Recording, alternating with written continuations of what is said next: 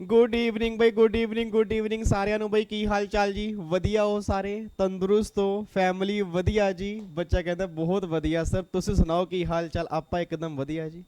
अच्छा, एग्जीक्यूटिव वाले बच्चे ये मेरे से इतने गुस्से हैं ना। कल कल प्रोफेशनल के सेशन में आके मुझे गुस्सा हो रहे हैं।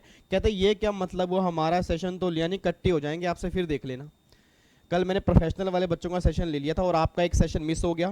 अच्छा, फिर आज से हमारी टेस्ट सीरीज भी स्टार्ट थी। अब बच्चे टेस्ट ढूंढ रहे हैं कि भाई सर ने टेस्ट सीरीज कहाँ लॉन्च की है, कैसे लॉन्च की है। तो एक तो आज हम जीएसटी का प्रैक्टिस लास्ट सेशन आज हम करेंगे। आज हमारी जीएसटी की प्रैक्टिस पूरी हो जाएगी। स्टूडेंट दरबार का सेशन नंबर 6 आज हम स्टार्ट करेंगे। और दूसरा, आज मैं टेस्ट का शेड्यूल देने जा रहा हूँ जी। आपके 4 टेस्ट होंगे जीएसटी के और हर टेस्ट 50 नंबर का होगा। और मैं दिल से कह रहा हूँ सर, दिल से कह रहा हूँ, माता रानी की कसम खा के कह रहा हूँ सर, जिस बच्चे ने 50 नंबर के 4 टेस्ट अगर आपने दे दिए ना, मैं गारंटी दे रहा हूँ, चाहे आपके एग्जाम में 45 नंबर का जीएसटी हो न्यू सिलेबस वाले बच्चे, चाहे ओल्ड सिलेबस में 30 नंबर का जीएसटी हो, आपके पूरे में से पूरे नहीं आए फिर आप मुझे बोल देना। बट आपने ऑनेस्टी से टेस्ट देना है सर। देखो, क्योंकि देखो सिंपल सी बात है, ऑनलाइन है sir, face to face test तो होगा नहीं। अब आपकी ऑनेस्टी आपके पास है।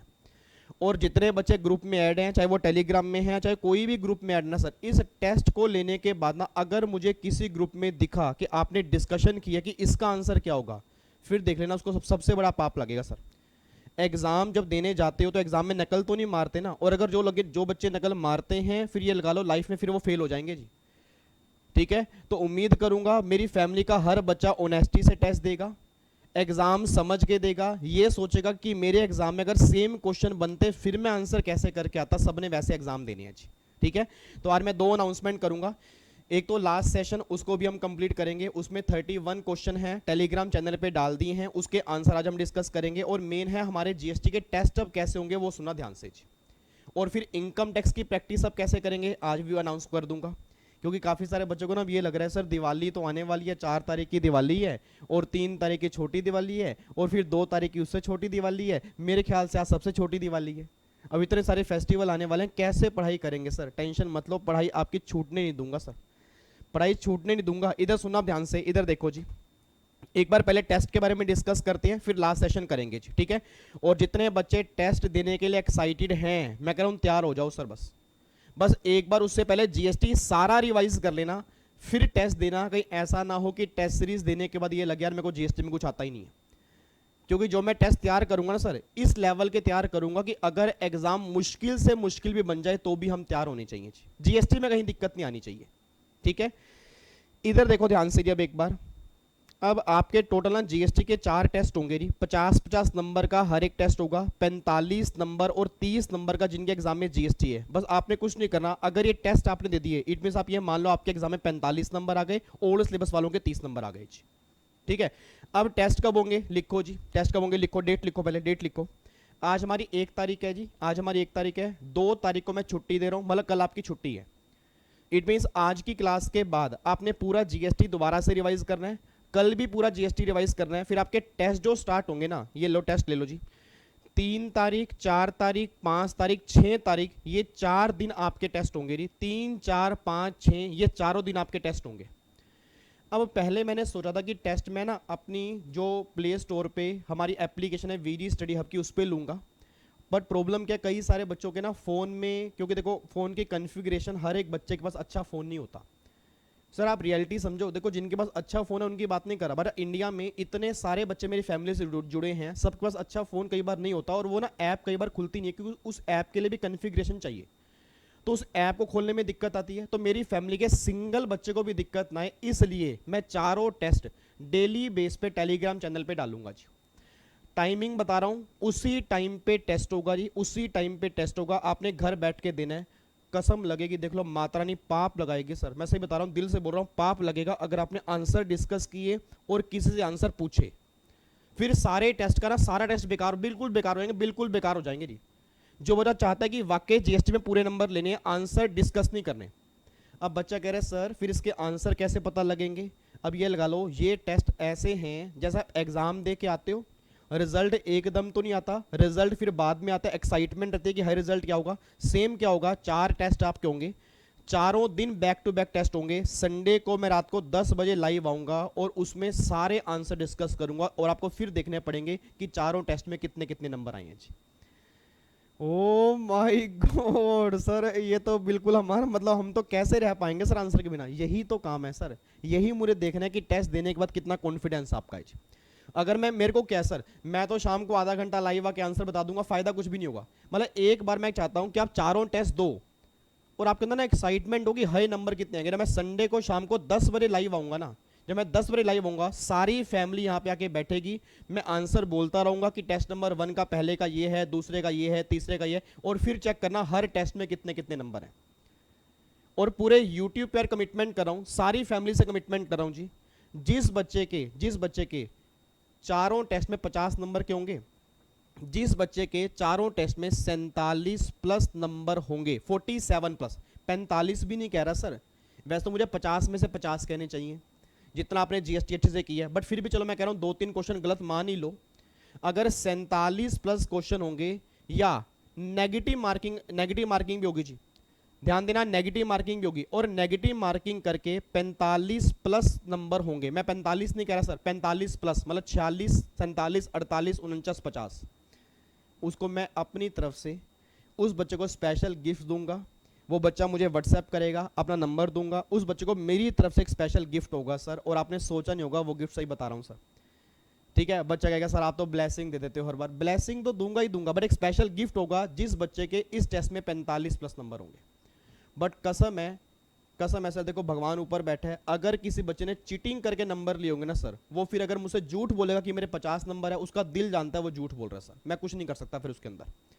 देखो ऑनेस्टी की गेम है बस, क्योंकि ये टेस्ट अगर आपने सही ढंग से दे दिए, मैं सही बता रहा हूं, एग्जाम में ऑलमोस्ट सारे क्वेश्चन आपको सेम देखने को मिलेंगे जी, इस लेवल के टेस्ट तैयार होंगे जी, इसमें सारे मैं क्वेश्चन कवर कर लूंगा, सारे क्वेश्चन कवर कर लूंगा हर तरह के जी, ठीक है जी। ये टेस्ट की डेट है, टेलीग्राम पे टेस्ट आएंगे, टाइमिंग सुन लो, टाइमिंग कब आएंगे जी। टाइमिंग आपकी होगी डेली शाम को 7 बजे टेस्ट आएगा जी। मैं दोबारा बोल दूं, डेली शाम को 7 बजे आपका टेस्ट आ जाएगा, कोशिश करना 7 के 7 कंप्लीट करके बैठ जाना जी, ठीक है जी। 7 का कंप्लीट, और आंसर बीच में बाद में चेंज मत करना, जैसे एक बार पेपर देख के आते हो बाद में आंसर चेंज नहीं होते तो चेंज नहीं होते जी। और हर टेस्ट कितने नंबर का होगा जी, हर टेस्ट 50 नंबर का होगा, और टाइमिंग जो आपको मिलेगी ना, आप ये मान लो 45 मिनट मान लो जी, मतलब 45 मिनट गिन के घर में ना टाइम टेबल लगा देना कि 45 मिनट तक ही मुझे टेस्ट देना है, 45 मिनट के बाद मैं कोई क्वेश्चन अटेंड नहीं करूंगा। अब कई बच्चे कह रहे हैं सर जीएसटी तो हम 15-20 मिनट में कंप्लीट कर देंगे, वो देखो आपकी अच्छी बात है, वो आपके ऊपर है, बट मेरी तरफ से 50 नंबर का टेस्ट 45 मिनट में कंप्लीट हो जाना चाहिए, ठीक है। तो 45 मिनट आपको मिलेंगे, 50 नंबर होंगे, टेलीग्राम पे डेली शाम को 7 बजे टेस्ट आएगा जीएसटी का जो आपने देना है, और उसके चारों पेपर के आंसर डिस्कस करेंगे संडे को शाम को 10 बजे, 10 से 11 मैं लाइव आऊंगा जी, और मैं आंसर डिस्कस करूंगा। फिर आपके जो भी डाउट्स होंगे उसका डाउट सेशन जो होगा फिर हम अलग से रख लेंगे जी, ठीक है, डाउट सेशन अलग से रख लेंगे। ऐसा करेंगे, डाउट हम ले लेंगे मंडे को, इनकम टैक्स ना, फिर ऐसा करते हैं इनकम टैक्स की प्रैक्टिस हम स्टार्ट कर देंगे वेडनेसडे से। पहले मैंने सोचा था कि इनकम टैक्स हम मंडे से स्टार्ट कर देंगे, बट मे बी आपके क्वेश्चन पेपर में डाउट भी होंगे, और अगर वो डाउट क्लियर नहीं होंगे तो फिर मेरे पढ़ाने का फायदा नहीं है। तो ऐसा करेंगे, सारे बच्चों के डाउट मैं ले लूंगा मंडे, तो मंडे को शाम को 7 बजे मैं लाइव आ जाऊंगा, उसमें आपके डाउट्स ले लूंगा अगर किसी क्वेश्चन में डाउट है, ठीक है जी। और फिर वेडनेसडे से इनकम टैक्स की प्रैक्टिस हम करना स्टार्ट कर देंगे, फिर फाइनली हमारा जीएसटी पूरा खत्म हो जाएगा जी, ठीक है। अब डेट समझ में आ गई जी। अब ये डेट नोट कर लो सर, 3, 4, 5, 6, चाहे बीच में दिवाली है तो क्या हो गया सर, आधा घंटा तो निकाल सकते हो यार, टेस्ट तो देने, आधा घंटा निकाल लेना। अब आपकी ऑनेस्टी है कि आपने टेस्ट कैसे देनी है जी। देखो मैंने टेस्ट पूरी शिद्दत से बनाने हैं सर, मैं भी टाइम लगा के टेस्ट बनाऊंगा, हर एक क्वेश्चन चेक करूंगा, उसके बाद अगर मैं टेस्ट बना सकता हूं तो आप भी टेस्ट दे सकते हो, बस ये बात ध्यान देना जी, ठीक है। तो ये आपकी टेस्ट सीरीज की डेट है। एग्जीक्यूटिव वाले बच्चे, अब प्रोफेशनल वाले बच्चे, उनके तो अभी सेशन चल रहे हैं, जब उनके सेशन कंप्लीट होंगे उनके बाद ही उनके टेस्ट होंगे, उससे पहले तो हो ही नहीं सकते जी, ठीक है। तो ये मैंने आपको बता दिया जी। लो जी अब फाइनली फटाफट से आ जाओ जी, अब हमें करना है स्टूडेंट दरबार का सेशन नंबर 6 जो आज हमें स्टार्ट करना है, लास्ट सेशन आओ जी वो स्टार्ट करने जा रहे हैं। टेस्ट सीरीज के बारे में इंफॉर्मेशन दे दी है, इनकम टैक्स वेडनेसडे से स्टार्ट करेंगे, डेली बेस पे 4 टेस्ट होंगे, हर टेस्ट 50 नंबर का होगा, 45 मिनट होंगे, आंसर संडे को मैं डिस्कस करूंगा, उससे पहले आंसर मैं टेलीग्राम चैनल पर नहीं डालूंगा क्योंकि फिर वो सारा काम बेकार हो जाएगा जी, ठीक है। चलो जी इधर देखो ध्यान से, लो जी अब क्वेश्चंस पे आ जाओ जी, फटाफट से आओ जी। टोटल 31 क्वेश्चन है, टारगेट लेके चल रहे हैं, 31 क्वेश्चन हैं, 30 मिनट में कंप्लीट करने हैं जी, ठीक है। मतलब 30 क्वेश्चन 30 मिनट हैं, हर मिनट में हमने एक क्वेश्चन कंप्लीट करना है। और फाइनली जो आपके छोटे मोटे चैप्टर बचे थे उसको आज मैंने कंप्लीट कर लिया जी। इसके बाद हमारी जीएसटी की पूरी प्रैक्टिस कंप्लीट हो जाएगी।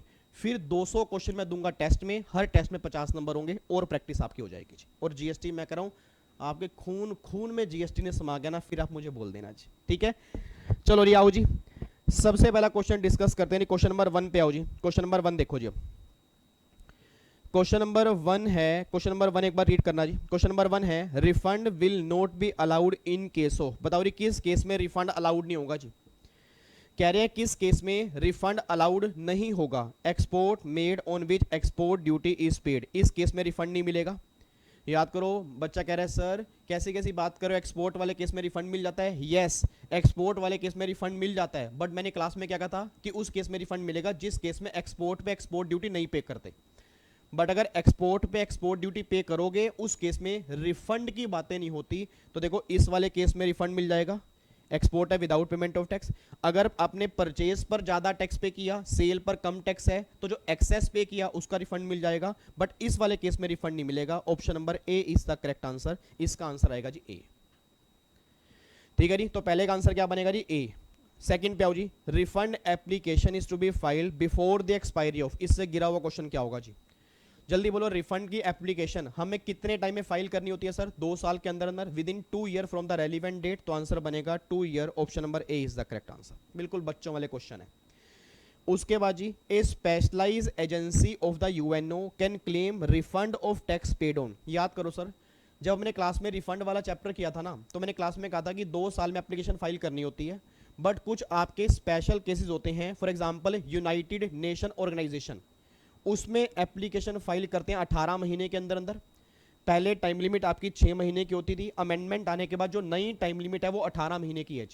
और मैंने कहा था जो यूएनओ होते हैं वो रिफंड किसका क्लेम करते हैं, जो उनकी इनवर्ड सप्लाई होती है। मतलब जो भी उन्होंने इनपुट या इनपुट सर्विस परचेज की होगी, इनवर्ड ली होगी, उस पर जो भी वो जीएसटी पे करेंगे वो सारा रिफंड क्लेम कर लेंगे। तो मुझे फटाफट से बोल देना, अब जो यूएनओ वाले हैं वो रिफंड किसका क्लेम करेंगे, इंट्रा स्टेट सप्लाई नहीं, इंटर स्टेट सप्लाई नहीं, इनवर्ड सप्लाई ऑफ गुड्स और service. Answer is yes, option number C is the correct answer जी, ठीक है जी। अब कई बच्चों को ना क्वेश्चन समझ ही नहीं आया।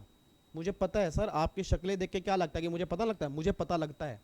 रिफंड वाले चैप्टर के एक बार नोट्स खोल के देख लेना, उसमें यूनाइटेड नेशन वाले केस के अंदर मैंने पहली बात तो कहा था कि 2 साल की लिमिट नहीं होती, 18 महीने की लिमिट होती है। और दूसरा फिर मैंने कहा था कि यूएन वाले रिफंड कौन सा क्लेम करते हैं, जो भी उनकी इनवर्ड सप्लाई पर जो वो जीएसटी पे करते हैं उसका वो रिफंड क्लेम करते हैं। Option number C is the correct answer. उसके बाद जी, what is the time limit for filing of refund application by specialised agency of the UNO. अभी मैंने टाइम लिमिट बोली जी, कितने महीने की टाइम लिमिट है, 2 साल की टाइम लिमिट है या 18 महीने की है, 18 महीने की है। तो before the expiry of 8 month, answer is no. Before the expiry of 8 month, answer is no. Before the expiry of 18 month, हाँ जी, before the expiry of 18 month from the last day of the month in which such inward supply was receive, और before the expiry of 18 month from the last day of the quarter in which such inward supply was receive. तो option number D is the correct answer.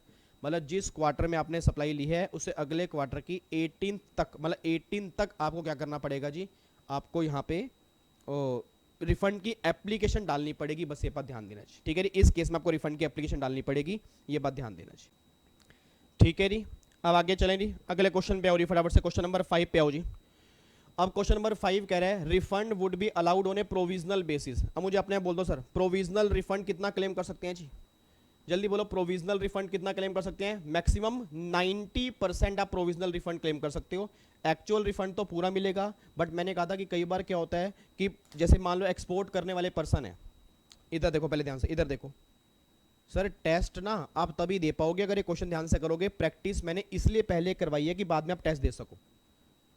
और जो बच्चे practice पे ध्यान नहीं दे रहे ना सर, मैं सही बता रहा हूँ, वो टेस्ट नहीं दे पाएंगे, वो क्वेश्चन देख के हैरान हो जाएंगे कि क्वेश्चन ये आए कहाँ से हैं।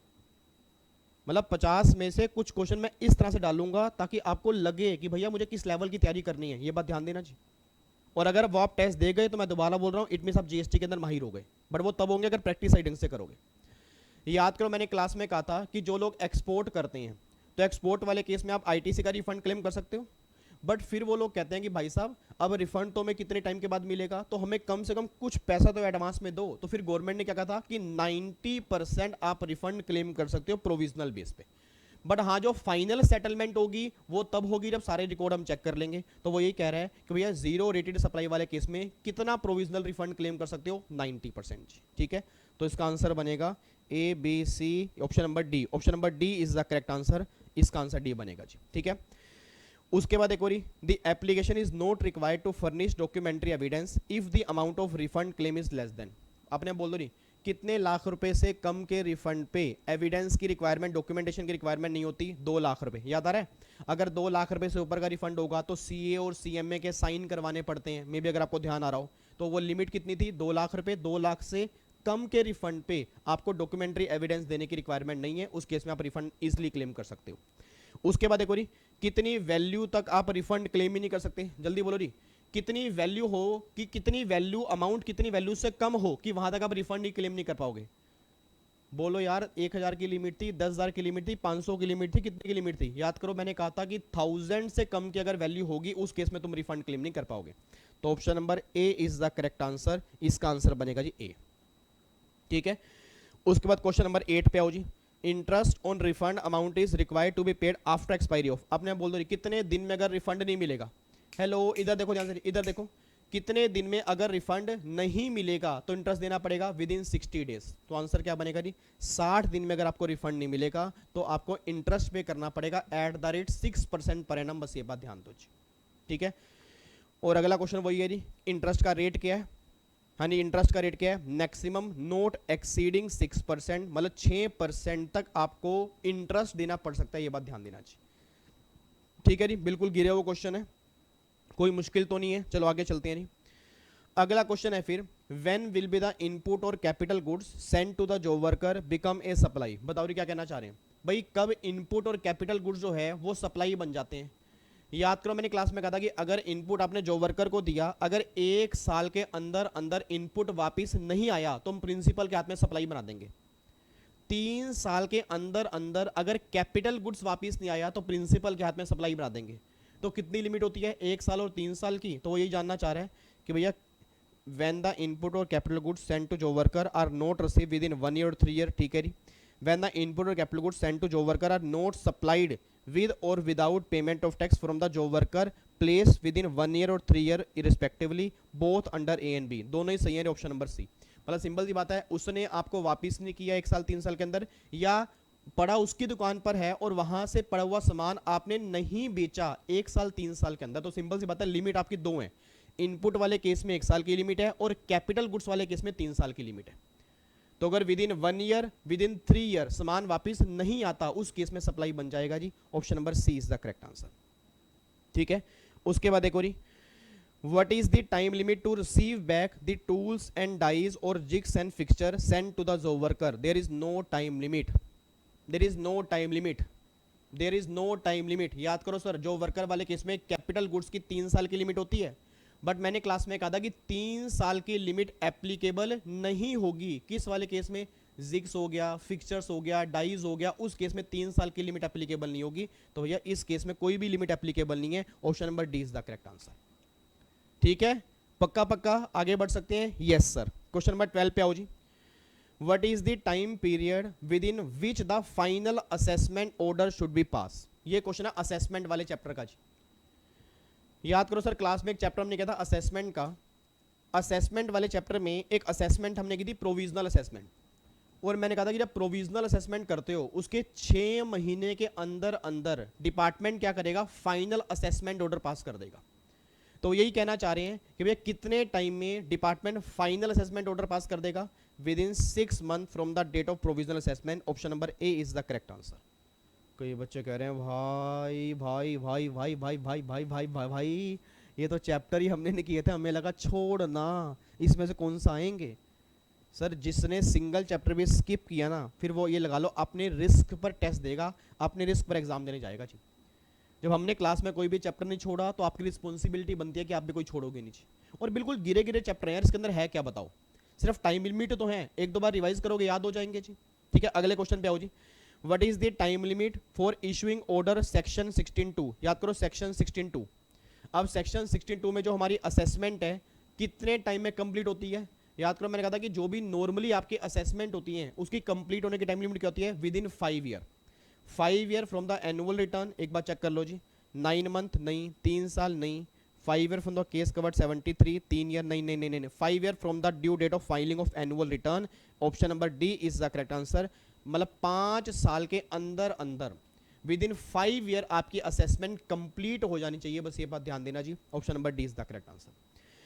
अगला क्वेश्चन देखो जी, अगला क्वेश्चन क्या है जी? Intimation of action under this section is by proper officer not below the rank of. ये पता किसकी बात कर रहा है? इंस्पेक्शन की बात कर रहे हैं जी। अब मुझे अपने बोल देना इंस्पेक्शन का ऑर्डर जो है, इंस्पेक्शन का ऑर्डर कौन पास करेगा? याद करो, note below the rank of, बोलो बोलो बोलो बोलो बोलो, सही, बिल्कुल सही बोल रहे हो, बिल्कुल सही बोल रहे हो। Note below the rank of joint commissioner, नालायक, कई बच्चे कह रहे हैं superintendent. Note below the rank of joint commissioner, तो जॉइंट कमिश्नर से नीचे का ऑफिसर ऑर्डर पास नहीं कर सकता, बस ये बात ध्यान देना चाहिए, ठीक है। उसके बाद देखो जी, what is the time limit for issue of order in case of fraud, misstatement और सप्रेशन। आपने बोल दो मेलाफाइड वाले केस में ऑर्डर इशू करने की टाइम लिमिट क्या होती है? नहीं आ रहा सर, मेलाफाइड वाले केस में, मेलाफाइड बोनाफाइड नहीं कह रहा, मेलाफाइड वाले केस में, मेलाफाइड वाले केस में ऑर्डर इशू करने की टाइम लिमिट क्या होती है सर? मेलाफाइड वाले केस में ऑर्डर इशू करने की टाइम लिमिट होती है आपकी 3 साल, और सॉरी 5 साल, और बोनाफाइड वाले केस में 3 साल। तो मुझे फटाफट से बोल दो, वो कह रहे हैं ऑर्डर इशू करने की टाइम लिमिट क्या होगी इन केस ऑफ फ्रॉड, मतलब मेलाफाइड वाले केस में। और अगर कोई मैटर बोनाफाइड है, मतलब मेलाफाइड नहीं है, उस केस में टाइम लिमिट आपकी 3 साल की होगी जी। तो देखो जी, इस केस में लिमिट आपकी 5 साल है। और what is the time limit for issue order in case other than fraud, other than fraud मतलब बोनाफाइड वाले केस में टाइम लिमिट क्या होगी? 3 साल। याद करो, ये चैप्टर डिमांड और रिकवरी का जो हमने क्लास में किया था उसमें ये वाले क्वेश्चन थे जी। एक बार जाके डायग्राम खोल लेना, आपको मैंने कहा था ना आज हमारा प्रैक्टिस सेशन लास्ट है, उसमें जो भी आपके छोटे मोटे चैप्टर्स हैं वो मैं सारे कवर कर लूंगा जी। उसके बाद एक बारी, what is the maximum amount of demand for which the officer can be issued order under section 74 in case of fraud, misstatement और सप्रेशन। वो ये बात कहना चाह रहे हैं मैक्सिमम आपसे कितनी डिमांड रेज कर सकते हैं अंडर सेक्शन 74। याद कुछ आ रहा है जी कि 74 मेलाफाइड वाला केस है, उसमें जो भी टैक्स बनेगा प्लस में इंटरेस्ट बनेगा और मैक्सिमम 100% तक की पेनल्टी लग सकती है जी। याद करो, कुछ केस में 15% भी है, कुछ केस में 25% भी है, कुछ केस में 50% भी है, बट अगर आप कुछ भी सही ढंग से नहीं करोगे तो 100% तक पेनल्टी लग सकती है। उसने मुझसे क्या कहा है? मैक्सिमम कितना अमाउंट देना पड़ेगा? मैक्सिमम। तो मैक्सिमम मींस हाईएस्ट पेनल्टी लगा के आपको बताना पड़ेगा। तो एक तो टैक्स देना पड़ेगा, प्लस में इंटरेस्ट देना पड़ेगा, प्लस में पेनल्टी 100% तक आपको देनी पड़ेगी जी। Option number D is the correct answer जी। ठीक है जी, कोई दिक्कत तो नहीं है, आगे बढ़े पक्का पक्का। लो जी अगले पे आओ जी, क्वेश्चन नंबर 18 पे आओ। क्वेश्चन नंबर 18 है, what is the maximum number of time A hearing can be adjourn. बताओ जी कितने टाइम तक एक मीटिंग एडजर्न हो सकती है जी? तारीख पे तारीख, तारीख पे तारीख, तारीख पे तारीख, तारीख पे तारीख, कितने टाइम तक हो सकता है? बोल दो नलायको, बोल दो। डिमांड एंड रिकवरी वाले चैप्टर में हमने किया हुआ है कि तारीख पे तारीख, तारीख पे तारीख, मैक्सिमम 3 बार, 3 बार हो सकता है, 3 बार। मतलब डिपार्टमेंट आपको बुला रहा है, ठीक है, कोर्ट आपको बुला रहा है, आप कोर्ट में जा ही नहीं रहे, तो मैक्सिमम 3 बार आपकी मीटिंग जो है वो अर्जन हो सकती है, उसके ऊपर नहीं हो सकती आपकी हियरिंग। तो मैक्सिमम नंबर 3 बार, option number 20 the correct answer. ठीक है, उसके बाद क्वेश्चन नंबर 19 पे आओ जी। In there any time limit for issue of notice under section 76 in case where tax collected but not paid. याद करो, ओ माय गॉड, यार मुझे पता नहीं ऐसा क्यों लग रहा है, यार बच्चों के तोते उड़े पड़े हैं मुझे बड़ा अच्छा लग रहा है आपको देख के, यार पता है ये सब उन बच्चों के तोते उड़ पड़े हैं जो छोटे मोटे चैप्टर करके नहीं जाते। चैप्टर कौन से कर लिए? ITC, valuation, time of supply, e-way bill, composite scheme, supply, सब कर लिए और छोड़ क्या दिया? Accounts and records, audit, assessment, ये सब छोड़ दिए सर। छोटे मोटे सारे चैप्टर छोड़ मारे और वही सारे क्वेश्चन आज करने को पड़ रहे हैं। तो कई बच्चे ऐसे बैठे हैं, भाई साहब ये कहां पढ़ा था आपने? और यही रीजन होता है कि जब एग्जाम के अंदर क्वेश्चन बनते हैं छोटे मोटे चैप्टर से, बच्चे को समझ नहीं आता कि पेपर कहां से बन गया। अभी भी मैं दोबारा कह रहा हूं, कल का टाइम है, रिवीजन कर लो। 4 टेस्ट में हालात ऐसे मत कर देना, नहीं तो फिर मुझे भी दिक्कत होगी, मुझे भी अजीब लगेगा और आपको भी दिक्कत होगी। तो प्लीज कल का दिन पूरा लगा दो जीएसटी की रिवीजन पे और सारे चैप्टर फटाफट से रिवाइज कर लो जी। और मुझे फटाफट से इसका आंसर दो जी। याद करो, डिमांड एंड रिकवरी वाले चैप्टर के अंदर मैंने कहा था कि अगर किसी पर्सन ने कस्टमर से टैक्स ले लिया और आगे पे नहीं किया, याद करो, अगर किसी पर्सन ने कस्टमर से टैक्स ले लिया बट आगे पे नहीं किया, तो लाइफ में जिंदगी के साथ भी, जिंदगी के बाद भी कभी भी नोटिस आ जाएगा, उस केस में कोई भी टाइम लिमिट नहीं होती। बच्चा कह रहा है सर कैसे कैसी बात कर रहे हो, टाइम लिमिट होती तो है बोनाफाइड वाले केस में, मेलाफाइड वाले केस में। यस होती है, वो बोनाफाइड और मेलाफाइड वाले केस में होती है सर।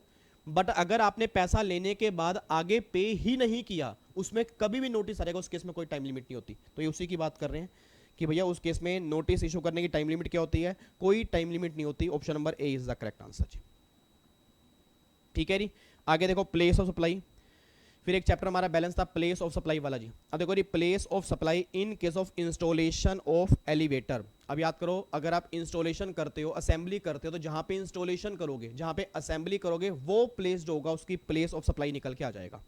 तो where the movement of elevator commences, नहीं जी नहीं। वेयर द डिलीवरी, नहीं जी नहीं। Where the installation, yes, where the installation of elevator is made, मतलब जहां इंस्टॉलेशन की जाएगी वो जगह जो होगी उसका प्लेस ऑफ सप्लाई बन जाएगी। बस ये पर ध्यान देना चाहिए। ठीक है, तो option number C is the correct answer. उसके बाद क्वेश्चन नंबर 21 पे आओ जी।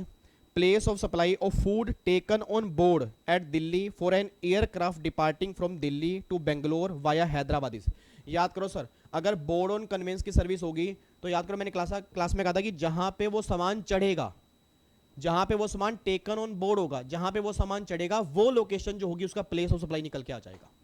और मुझे फटाफट से बोल दो रही, ये सामान कहां पे चढ़ा जी, दिल्ली में, तो भैया प्लेस ऑफ सप्लाई क्या बनेगा, दिल्ली बनेगा। Option number B is the correct answer ji.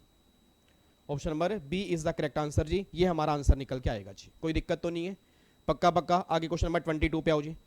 What is the location of supply in case of importation of goods. Import वाले केस में क्या होगा सर, इंपोर्ट वाले केस में क्या जीएसटी लगेगा, नहीं लगेगा, यस लगेगा। एक्सपोर्ट वाले केस में नहीं लगेगा। तो इंपोर्ट वाले केस में प्लेस ऑफ सप्लाई क्या बनेगा, जो गुड्स, जो इंपोर्टर की लोकेशन होगी। क्योंकि देखो, सर्विस देने वाला बाहर बैठा है, सर्विस लेने वाला इंडिया में, तो टैक्स कब लगेगा, अगर प्लेस ऑफ सप्लाई जो पर्सन इंडिया में है उसकी लोकेशन बन जाएगा। तो भैया इंपोर्टर की लोकेशन, तो लोकेशन ऑफ इंपोर्टर जो होगी ये बन जाएगा प्लेस ऑफ सप्लाई, और इसके बेस पे ही जीएसटी एप्लीकेबल होगा। बस ये पर ध्यान दो जी। ठीक है जी। उसके बाद देखो क्वेश्चन नंबर 23 पे आओ जी। Real estate agent in Delhi charges brokerage fee to company A located in Chandigarh, ठीक है, for assistance in getting a commercial property in Calcutta which is the place of supply in this case. Service related to immovable property, जल्दी बोलो sir, service related to immovable property, उस case में place of supply क्या बनेगा, जहां property की location होती है वो प्लेस बनेगा जी। नहीं यार क्यों ऐसे शक्लें बना के बैठे हो, मुझे बड़ा टेंशन हो जाती है आपको देख के। नालायक को, ये भिंडी कलर का सामने बच्चा बैठा है, ये प्याज कलर का, ये धनिया कलर का, ये नींबू कलर का, ये मूली कलर का, ये पुदीने कलर का बच्चा, ये घिया कलर का बच्चा, ये देखो ये दही की बूंदी वाला बच्चा। ओ माय गॉड, बच्चा कह रहा है मैं दही की बूंदी वाला बच्चा हूँ। इधर देखो आंसर तो मुझे फटाफट से याद करो। प्लेस ऑफ सप्लाई के अंदर अगर कोई सर्विस इमूवेबल प्रॉपर्टी से रिलेटेड होगी तो जहां वो प्रॉपर्टी लोकेट करेगी वही तो पीओपी मतलब पीओएस होगा। तो देखो उसने प्रॉपर्टी लोकेट कहां करी है, कैलकाटा में, तो पीयूएस क्या होगा, कैलकाता। बताओ इसके अंदर आंसर में है क्या सर, इससे गिरा हुआ क्वेश्चन और क्या हो सकता है जी। ठीक है जी, अब आगे आओ जी क्वेश्चन नंबर 24 पे आओ जी। अब ये 24, 25 एंड 26 हैं टाइम ऑफ सप्लाई के, जो हमने सेक्शन 14 किया था जहां पे जीएसटी का रेट चेंज होता है, उस केस में पीओटी क्या निकल के आएगा। क्या मेरी क्लास का सिंगल बच्चा भी बता सकता है कि अगर किसी केस में रेट चेंज हो रहा है तो पीओटी क्या आता है जी, कोशिश करो बताने की। अगर किसी केस में रेट चेंज हो रहा है उस केस में पीओटी क्या आएगा। याद करो मैंने सेक्शन 14 में कहा था अगर कहीं पर भी रेट चेंज होगा ना, आप ये चेक करो कंप्लीशन कहां पे है, और जो भी एलिमेंट, बिल्कुल सही बोल रहे हो, बिल्कुल सही बोल रहे हो, जो भी एलिमेंट कंप्लीशन के साथ होगा वो पीओटी आएगा। अगर कंप्लीशन के साथ इनवॉइस है, इनवॉइस पीओटी, कंप्लीशन के साथ पेमेंट है, पेमेंट पीओटी, बट अगर दोनों पहले होंगे तो फिर विच एवरेज अर्लियर जो होगा वो पीओटी आएगा जी। और एक लाइन मैंने क्लास में बोली थी, अगर जीएसटी का रेट चेंज होगा तो सेक्शन 14 ये बात कहता है कि पीओटी कंप्लीशन पे बेस होगा, बट कंप्लीशन की डेट कभी पीओटी नहीं आएगी। तो मेरी फैमिली का हर बच्चा ये बात ध्यान दे, सेक्शन 14 जहां पे एप्लीकेबल करोगे कंप्लीशन की डेट कभी पीओटी नहीं होगी, या तो इनवॉइस की डेट होगी या पेमेंट की डेट होगी जी। आओ जी एक बार क्वेश्चन पढ़ते हैं। There was increase in rate of tax from 20% to 40%, कब हुआ जी, 1 सितंबर 20 को हुआ। मतलब 1 सितंबर 20 को रेट चेंज हो गया 20% से 24% हो गया, ठीक है। Which of the following rate is applicable when service are provided after, वो कह रहे कौन सा रेट एप्लीकेबल होगा, और पीओटी क्या आएगा, जब सर्विस आपने दी है provided after change in rate of tax in September but invoice issued and payment receive both in August 2020। मतलब कहना क्या चाह रहे हैं, इसी कंप्लीशन हुई बाद में, सर्विस कंप्लीट हुई बाद में, बट इनवॉइस पेमेंट कर दी रेट चेंज से पहले। तो मैंने अभी क्या बोला, अगर कंप्लीशन बाद में है और दोनों पहले हैं तो दोनों में से विच एवर इज अर्लियर जो होगा वो पीओटी बनेगा। तो इट मींस पुराना रेट एप्लीकेबल होगा, नया रेट नहीं होगा जी। तो पुराना रेट क्या है 20, तो 20% होगा, 20% as it is 20% as the invoice and payment जो है वह receive prior to the rate change. Option number C is the correct answer. तो एक बार ऐसा करना जी, जिन बच्चों को इसमें दिक्कत आ रही है सेक्शन 14 एक बार खोल के देख लो, प्लेस और पॉइंट ऑफ टैक्सेशन वाले चैप्टर का, और वहां पे आपको देखने को मिल जाएगा अगर कंप्लीशन बाद में है, पेमेंट इनवॉइस पहले है, तो पेमेंट इनवॉइस में से जो भी अर्लियर होगा वो पीओटी निकल के आएगा। तो यहाँ पे 20% हमारा मतलब रेट निकल के आएगा और पीओटी उनमें से अर्लियर निकल के आएगा। उसके बाद एक और आपका रेट इंक्रीज हो रहा है 20% से 24% 1 सितंबर को। विच of the following rate is applicable, कौन सा रेट लगेगा, when service provided and invoice raise after change in rate of tax, जबकि पेमेंट आ गई अगस्त में। मतलब कहना क्या चाह रहे हैं, कंप्लीशन बाद में, इनवॉइस बाद में, पेमेंट पहले। सर जब सर्विस कंप्लीट हुई ना, साथ में इनवॉइस इशू किया और सर्विस कंप्लीट हुई रेट चेंज होने के बाद। तो मान लो आज अगर रेट यहां पे चेंज हुआ, इसके बाद कंप्लीशन है, इसके बाद इनवॉइस है, इससे पहले पेमेंट है, तो जल्दी बोल दो कंप्लीशन के साथ क्या है, पेमेंट है, पेमेंट है कंप्लीशन के साथ। एक बार दोबारा सुन लो मेरी बात नालायकों, यहां रेट चेंज हुआ, इसके बाद कंप्लीशन है, इसके बाद इनवॉइस है और इससे पहले पेमेंट है, तो कंप्लीशन के साथ क्या सर, इनवॉइस हो गया ना, तो इनवॉइस की डेट ही पीओटी निकल के आ जाएगी।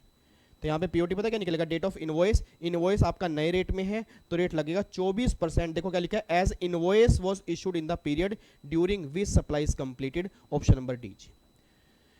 वो कह रहे हैं डेट ऑफ इनवॉइस पीओटी बनेगा क्योंकि जब सर्विस कंप्लीट हुई उसके साथ में इनवॉइस की डेट थी जी। आगे आओ जी, क्वेश्चन नंबर 26 में, there was increase in the rate of tax 20 से 24 1 September, which of the following rate is applicable if supplier has opted for composition scheme, ठीक है, and invoice was issued after change in rate of tax of September but payment received and goods supplied in August. मतलब completion पहले, payment पहले, invoice बाद में। Completion पुराने rate में, payment पुराने रेट में, इनवॉइस नए रेट में। तो कंप्लीशन के साथ क्या है, पेमेंट, तो पेमेंट पीओटी बनेगा और जो पुराना रेट होगा वो रेट एप्लीकेबल हो जाएगा जी। तो रेट लगेगा 20% as payment was receive in period during with the supply is affected. Option number C is the correct answer जी। पढ़ा कुछ दिमाग में पल्ले पड़ा नहीं आया, समझ नहीं आया, अब मैं कैसे समझाऊं सर, ये प्रैक्टिस सेशन है नालायकों, ये रिवीजन सेशन नहीं है। एक बार जाके रिवीजन क्लास देख लो, बिना रिवीजन के मत करने आया करो प्रैक्टिस। पता फिर मुझे टेंशन होती है सर, क्योंकि जो बच्चे बिना रिवीजन के प्रैक्टिस कर रहे हैं वो सब बच्चे रट रहे हैं क्वेश्चन को, और कोई फायदा है नहीं रट के, क्योंकि हर बार क्वेश्चन अलग आएगा, हर बार अलग आएगा सर। और जो मैं टेस्ट सीरीज में क्वेश्चन दूंगा आपको दिखा दूंगा, ऐसे क्वेश्चन आपको देखने को ही नहीं मिलेंगे। ये अगर मैं प्रैक्टिस सेशन में से टेस्ट बनाऊंगा फिर तो सारे बच्चे पूरे में से पूरे ले जाएंगे, तो वो क्वेश्चन बिल्कुल ही अलग होंगे, ये बात ध्यान देना चाहिए। और वो तभी सोल्व हो पाएंगे अगर आपने प्रोविजन सही ढंग से पढ़े हैं। तो एक बार दोबारा बोल रहा हूं, लास्ट टाइम बोल रहा हूं, सेक्शन 14 में हमेशा बस ये बात ध्यान देना कि जब भी रेट चेंज हो रहा होगा आप ये चेक करोगे कंप्लीशन कहां है, कंप्लीशन रेट चेंज के बाद है या रेट चेंज से पहले है। और चाहे मैं कह रहा हूं कहीं पर भी कंप्लीशन हो, चाहे रेट चेंज के बाद हो चाहे पहले हो, जो एलिमेंट कंप्लीशन के साथ होगा वो पीओटी बनेगा। और अगर दोनों पहले हैं या दोनों बाद में है तो which ever is earlier POT बनेगा। आप इन तीनों क्वेश्चन में देख लो जी, जो कंप्लीशन के साथ हमने वही पीओटी बनाया है जी, ठीक है। बाकी एक बार आप नोट्स खोल के देख लेना, वहां से आप रिवीजन कर सकते हो। आगे देखो जी, what is the rate of TDS under CGST. अब गलती से भी 2% मत बोल देना सर, सीजीएसटी में रेट 1% है, एसजीएसटी के अंदर 1 है, टोटल कितना हो गया 2%। उसने क्या बोला, सीजीएसटी में कितना है जी 1%। Option number A is the correct answer. उसके बाद ही on what value TDS need to be deducted जी। याद करो टीडीएस कब काटते हैं जी, अगर वैल्यू 2.5 लाख से ऊपर हो उस केस में टीडीएस काटना पड़ता है। किस वैल्यू पर, जो इनवॉइस वैल्यू होती है जीएसटी को माइनस करने के बाद। मतलब टैक्स को एक्सक्लूड करके जो आपकी कॉन्ट्रैक्टेड वैल्यू होगी उस पर टीडीएस कटेगा, मतलब sorry invoice value excluding tax, इस पे आपका टीडीएस कटेगा जी। Option number D is the correct answer जी। ठीक है, उसके बाद जी what is the last date for payment of TDS, बताओ टीडीएस की पेमेंट करने की लास्ट डेट क्या है? अगले महीने की, जल्दी बोलो, अगले महीने की 10 तारीख जी। अगले महीने की 10 तारीख या उससे पहले मुझे टीडीएस पे करना पड़ता है जी। तो within 10 days of the subsequent month, option number B is the correct answer जी। ठीक है जी, उसके बाद एक और prior to the conduct audit under section 65 the registered person shall be inform by way of notice sufficiently in advance. याद करो सर, अगर ऑडिट करना है सेक्शन 65 में, तो याद करो मैंने क्लास में कहा था कि 15 दिन पहले प्रायर नोटिस देना पड़ता है जी। कुछ तो हाँ ना कर दो, हाँ ना कुछ तो कर दो। सेक्शन नंबर 65 किसका था? General audit. 66 किसका है? Special audit. तो जब भी डिपार्टमेंट ऑडिट करेगा जनरल, तो वो ऑडिट करने से 15 दिन कम से कम पहले आपको बताएगा ऑडिट करने के। तो 15 डेज प्रायर, यहाँ पे क्या है जी 30, अच्छा ऑप्शन नंबर डी गायब हो गया, यहाँ पे डी आएगा जी, यहाँ पे आएगा, लिख लेना, not less than 15 working days. Option number D गायब हो गया, ऑप्शन नंबर डी आएगा जी, not less than 15 working days, मतलब 15 दिन पहले, कम से कम 15 दिन पहले उसको बताना पड़ेगा कि मुझे आपका ऑडिट करना है जी। ठीक है जी, कोई दिक्कत तो नहीं है? आगे देखो जी, the time limit for the completion of audit under section 65(1), जल्दी बोलो टाइम लिमिट कितनी है जी? Within 3 month, within 3 month from the date of commencement, 3 महीने के अंदर अंदर जो है, 3 महीने के अंदर अंदर जो है उसको ऑडिट कंप्लीट करना पड़ेगा जी। तो 6 month answer is no, 2 year answer is no, none of the answer is no. तो within 3 month from the date of commencement जी, ये आपका आंसर निकल के आएगा जी। और भी क्वेश्चन है कोई? अच्छा एक और भी है, चलो ये हो गया जी। उसके बाद लास्ट क्वेश्चन है जी, लास्ट क्वेश्चन ये है, where the commissioner is satisfied that audit under section 65 in respect of such registered person can not be completed. अच्छा वो कह रहे हैं अगर 6 महीने में अगर 3 महीने में ऑडिट कंप्लीट नहीं हो पाया, क्योंकि कंप्लीशन की टाइम लिमिट कितनी है? 3 महीने। तो अगर 3 महीने में ऑडिट कंप्लीट नहीं हो पाया तो कितने महीने की एक्सटेंशन और मिल सकती है? कोई बताएगा? अगर 3 महीने में कंप्लीट नहीं हो पाता तो गवर्नमेंट मैक्सिमम 6 महीने और एक्सटेंड कर सकती है जी। तो इसमें बोलना है कितने महीने की extension? By a further period not exceeding 6 month. तो option number A is the correct answer, इसका आंसर बनेगा ऑप्शन नंबर ए जी। तो फाइनली अब जाके जी 6 स्टूडेंट दरबार में अप्रोक्सीमेट नाना करते भी हमने 200 क्वेश्चन सोल्व किए होंगे, 200 या उससे ऊपर क्वेश्चन जीएसटी के हमने प्रैक्टिस किए होंगे जी। अब 200 हमने ये प्रैक्टिस किए, 200 टेस्ट के थ्रू करेंगे, 400 क्वेश्चन जीएसटी के अगर आपने सही ढंग से प्रैक्टिस कर ली है, सिंगल क्वेश्चन भी एग्जाम में आपको बाहर देखने को नहीं मिलेगा जी, अगर आपने सही ढंग से की है, अच्छे ढंग से की है तो। ठीक है, तो फाइनली आज हमारे प्रैक्टिस सेशन स्टूडेंट दरबार वाले खत्म हो चुके हैं। जीएसटी के, इनकम टैक्स के भी स्टार्ट होंगे। अब हमारे जीएसटी के पहले टेस्ट होंगे, उसके बाद फिर इनकम टैक्स की इनकम टैक्स होगा, और जब तक हमारे एग्जाम नहीं होंगे तब तक इनकम टैक्स से चलेगा जी। क्योंकि बच्चों को इनकम टैक्स में बहुत बड़ी दिक्कत आती है, उनकी सारी दिक्कत अब मैं सोल्व करूंगा जी। आपको इनकम टैक्स ना ऐसा करवा दूंगा, ऐसी प्रैक्टिस करवा दूंगा ना, आप कहोगे सर बस इस बार तो पेपर आ जाए सर, खत्म कर देंगे। सही बता रहा हूँ, झूठ नहीं, मजाक नहीं, सही बता रहा हूँ सर, बहुत प्रैक्टिस करेंगे, टेंशन मत लो। ठीक है, चलो जी, तो फाइनली फिर बाकी मुलाकात करेंगे हम नेक्स्ट क्लास मेरी। नेक्स्ट क्लास अब हमारी होगी संडे को रात को 10 बजे। बाकी दिवाली विश करने के लिए एक बार लाइव जरूर आऊँगा अपनी पूरी फैमिली को। आज भी दिवाली विशेष ले ही लो, हैप्पी दिवाली सभी को इन एडवांस। बट दिवाली के दिन जरूर आऊँगा, क्योंकि मैं चाहता हूँ कि अपनी पूरी फैमिली को लाइव विश करूँ, और आप भी मुझे विश करो, सबकी दिवाली बहुत बढ़िया रहे। और एक्चुअल दिवाली वैसे हमारी पता कब होगी? जब रिजल्ट आएगा ना, उस दिन अगर पास होंगे, दिवाली की डेट वो है जी। चलो ये दिवाली तो है ही है, एक्चुअल दिवाली उस दिन मनेगी जिस दिन हमारे रिजल्ट के अंदर पास लिखा होगा जी। ठीक है, बाकी अपनी फैमिली के साथ आप जरूर टाइम स्पेंड करो थोड़ा बहुत। ठीक है, ऐसा नहीं है कि फ्रस्ट्रेट होकर बैठ जाओ, गुस्से के अंदर बैठ जाओ कि हाई मेरा टाइम वेस्ट क्यों करो, नहीं, एक दिन की बात है, आराम से एंजॉय करो सर, कोई दिक्कत नहीं होती, कोई प्रॉब्लम नहीं होती। उसके बाद हम जोल जान लगा के पढ़ेंगे जी। ठीक है, बाकी टेस्ट आपके 3 तारीख से आने स्टार्ट हो जाएंगे, 3, 4, 5, 6 ये आपकी टेस्ट सीरीज की डेट है जी। टेलीग्राम पे क्वेश्चन आएंगे, आंसर मैं संडे को रात को 10 बजे उसके आंसर बताऊंगा, बस ये बात ध्यान देना जी। ठीक है, चलो जी, फिर बाकी मुलाकात करते हैं नेक्स्ट सेशन में, सेम टाइम सेम जगह। ओके जी, bye bye, thank you so much, जय हिंद, God bless you, love you so much, bye bye जी, बाय बाय।